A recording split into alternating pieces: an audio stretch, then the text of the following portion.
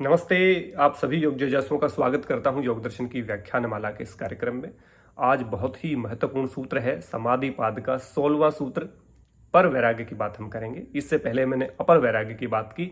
इस सूत्र में हम जानेंगे कि पर वैराग्य क्या है, कैसे उसका स्वरूप है, किस प्रकार से पर वैराग्य की का लक्षण बताया है और किस प्रकार से पर वैराग्य को कैवल्य का अनिवार्य साधन कहा है। बड़ा छोटा सूत्र और बड़ा अच्छा सूत्र है।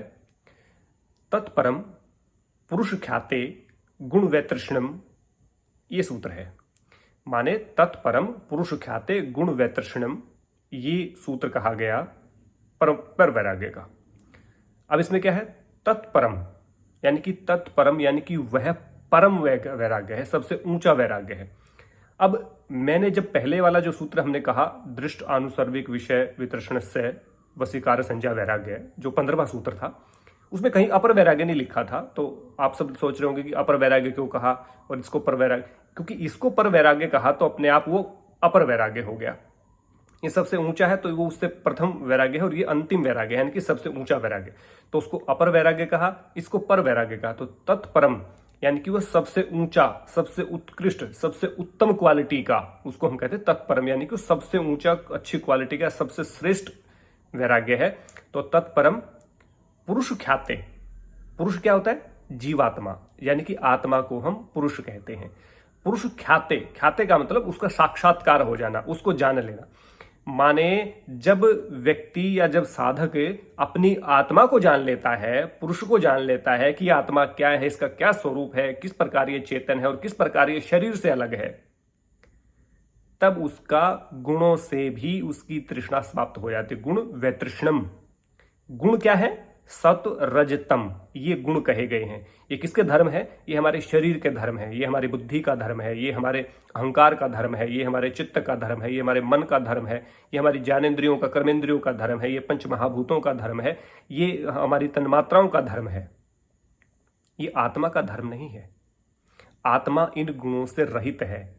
और जब व्यक्ति ये जान लेता है कि आत्मा इन गुणों से रहित है, ये गुण निर्जीव हैं, ये गुण जड़ हैं और आत्मा चेतन है, जब उस चेतन स्वरूप को जान लेता है तो कहा तत्परम पुरुष ख्याते। जब वह व्यक्ति उस आत्मा का साक्षात्कार कर लेता है, जीवात्मा को जान लेता है कि वो पुरुष है क्या, तो वो पर वैराग्य जो है वो लागू हो जाता है और उसमें क्या होता है? गुण वैतृष्णम, गुणों से भी आसक्ति समाप्त हो जाती। गुणों के अंदर जो आसक्ति रहती है वो समाप्त हो जाती। अब गुणों के अंदर आसक्ति कैसे समाप्त होगी? तम गुण है। तम गुण का क्या है? आलस्य, निद्रा, प्रमाद, ये सब क्या है? तम के कारण आता है। वो बहुत जरूरी है। यदि तम नहीं होगा तो नींद नहीं आ पाएगी हमें। तो नींद के लिए, रेस्ट करने के लिए, बॉडी को रिजुनेट करने के लिए तम का होना बहुत जरूरी है। रज का होना इसलिए जरूरी है कि क्योंकि एक्टिविटी हम करते हैं, क्रिया, कोई भी काम हम कर रहे हैं और रज गुण के वशीभूत होकर ही कर रहे हैं। और सत्व गुण आनंद की प्राप्ति कराता है, शांति की प्राप्ति कराता है, सुख की प्राप्ति कराता है। तो तीनों गुणों में सबसे अच्छा जो गुण है वो सत्व माना गया है कि धीरे धीरे तम और रज को नीचे हम करें और उस जो प्रभुत्व है वो सत्व गुण का हमारे अंदर रहे। वो अच्छे भोजन से, सात्विक भोजन से होता है, अच्छे व्यायाम से होता है, अच्छे मेडिटेशन से होता है, अच्छा प्राणायाम का अभ्यास करने से तो सत्व गुण बढ़ा रहता है। तो सत्व गुण रहता है तो सुख, आरोग्यता, शांति और जो एक खुशनुमा माहौल होता है वो हमारे भीतर रहता है और हम सभी सिचुएशंस को अच्छे से डील करना शुरू कर देते हैं। लेकिन यहां कहा कि वो जो सत्व गुण है वो भी है तो जड़ ही, वो प्रकृति का धर्म है, शरीर का धर्म है, चित्त का धर्म है, अहंकार का धर्म है, आत्मा का तो नहीं है। तो इसलिए कहा कि जब उन गुणों से भी आसक्ति, यानी कि उस सुख से, उस शांति से, उस जो एक सत्व का जो गुण है, सत्व गुण से, उससे भी विरक्ति हो जाए कि उसको भी प्राप्त करने की इच्छा हमारी समाप्त हो जाए। जैसे चंचल व्यक्ति की इच्छा शो ऑफ करने में रहती है, उसको अपना बढ़ा चढ़ा करके अपने आप को रिप्रेजेंट करने की होती है, अपने आप को श्रेष्ठ साबित करने की उसकी मंशा होती है, वो रज होता है। लेकिन सत्व में व्यक्ति शांति, सुख और सौहार्द और वैराग्यपूर्ण रहता है। लेकिन उस पर वैराग्य में उस गुण से भी विरक्ति हो जाती है। माने यहाँ चित्त की निरुद्ध अवस्था आ जाती है। चित्त की जो एकाग्र अवस्था है उसमें सत्व गुण की मात्रा रहती है, जिसमें दृष्ट और आनुषर्विक विषय हमने कहे अपर वैराग्य में, उसमें सत्व गुण का पुट रहता है। माने सत्व रहता है, देखे और सुने विषयों के प्रति तृष्णा का भाव समाप्त हो गया, यानी इंद्रियां पूरी तरह से नियंत्रित हो गई, वो एकाग्र अवस्था है। यहाँ पे चित्त की निरुद्ध अवस्था की बात की गई, तो उसमें कहा तत्परम पुरुष ख्याते गुण वैतृष्णम, यानी कि जब वह व्यक्ति, जब साधक आत्मा को जान लेता कि आत्मा इन गुणों से रहित है, आत्मा जड़ नहीं चेतन है, आत्मा प्रकृति के साथ जो जुड़ करके, जो प्रकृति के साथ जुड़ती है, उसका जुड़ाव होता है, वो मोक्ष की प्राप्ति के लिए होता है। जो प्रकृति का जो प्रयोजन है वो आत्मा के लिए ही हुआ है। तो आत्मा जब प्रकृति के साथ जुड़ती है तो उसमें वो अपने चित्त की वृत्तियों का निरोध करके फिर वो मुक्ति की तरफ जाती है, यानी कि परमात्मा में के पास वो होता है, यानी कि आत्मा और परमात्मा का मिलन वहां पे होता है। इसलिए उसके लिए प्रकृति का जो संयोग है उसको छोड़ना पड़ेगा, प्रकृति से वियोग होगा तो ही परमात्मा से संयोग होगा। इसलिए यहाँ पे कहा कि जब गुणों से भी तृष्णा समाप्त हो जाती है, यानी कि सत्व रजतम से भी व्यक्ति आसक्ति रहित हो जाता है, वो चित्त की निरुद्ध अवस्था होती है। उसमें व्यक्ति सोचता है जो प्राप्त करना था वो प्राप्त कर चुका, जिसको नष्ट करना था वो नष्ट कर चुका, जो होना था वो हो चुका, जो सिद्धि प्राप्त करनी थी वो कर चुके। ऐसा कुछ शेष नहीं है जिसको प्राप्त करना शेष हो, क्योंकि मैंने आत्मा का साक्षात्कार कर लिया है। इस आत्मा का साक्षात्कार करने के बाद कुछ भी जानने योग्य शेष नहीं रहता। और उसके बाद ये संसार का जो चक्र है, जन्म मरण का जो बंधन है, ये चक्र टूट जाता है उस व्यक्ति का।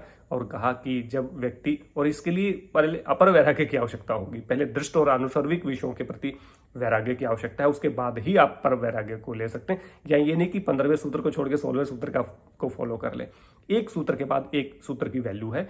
तो इसलिए ये जो योग दर्शन है, इसके सूत्रों की जो श्रृंखला है वो बड़े ही वैज्ञानिक तरीके से और सारगर्भित तरीके से की गई है।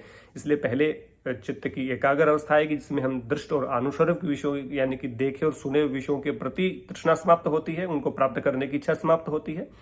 और तब जाकर के जब पर वैराग्य होता है, तब कब होता है पर वैराग्य? जब हम आत्मा को सही से जान लेते हैं तो पर वैराग्य होता है। और उस पर वैराग्य का लक्षण क्या है कि हमारी गुणों से भी तृष्णा समाप्त, यानी कि गुणों को प्राप्त करने की, सत्व को में आसक्ति रखने की भी आसक्ति जो है समाप्त हो जाती है।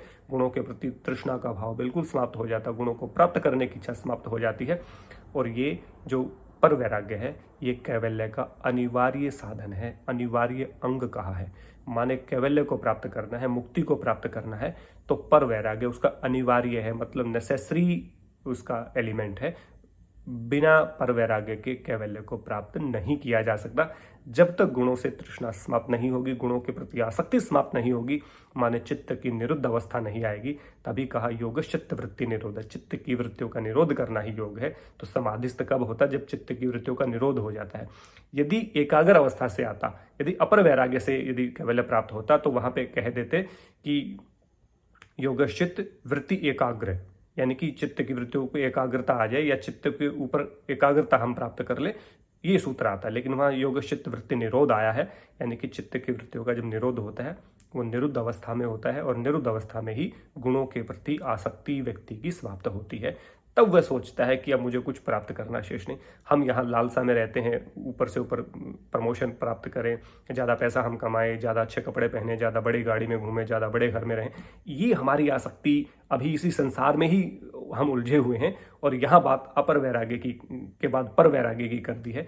तो हमें सोचना होगा हम कहाँ पड़े हैं, कहाँ हमें जाना है।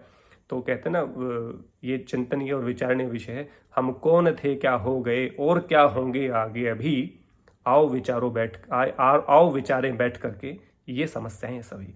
तो हम कहाँ जा रहे हैं, किस ओर जा रहे हैं? नए नए मोबाइल प्राप्त करना है, नए नए गैजेट्स प्राप्त करने हैं, नई नई रील्स देखनी है, नया नया सोशल मीडिया पे एंगेज होना है, फेसबुक पे एंगेज रहना है, या हमें अपने सोते हुए भी फ़ोन के साथ सोना है, उठते हुए भी फ़ोन के साथ उठना है, बाथरूम में भी फ़ोन साथ रखना है। ये हमें सोचना होगा कि हम कहाँ जा रहे हैं। तो इसलिए कहा कि आओ विचारे बैठ करके, ये समस्या सभी। हम कौन थे, क्या हो गए और क्या होंगे अभी। तो आधुनिकता की इस दौड़ में हम किधर भाग रहे हैं, क्या वो हमारा डेस्टिनेशन है, ये हमें तय करना होगा। कि जिसको हम तरक्की सोच रहे हैं, जिसको हम उन्नति सोच रहे हैं, जिसको हम प्रमोशन सोच रहे हैं, क्या वो वास्तव में प्रमोशन है? क्या उसकी तरफ बढ़ना चाहिए या उसकी तरफ आसक्ति नहीं रखनी चाहिए? और हमें अपने चित्त को एकाग्र करके निरुद्ध अवस्था की तरफ जाना चाहिए, उसमें ही परम सुख है। हम छोटे सुख की बात कर रहे हैं, परम सुख वो होता है जिसमें दुख की मिलावट नहीं होती। और हम जिस सुख के पीछे भाग रहे हैं उस सुख के पीछे दुख है, तो वो हमें समझना होगा।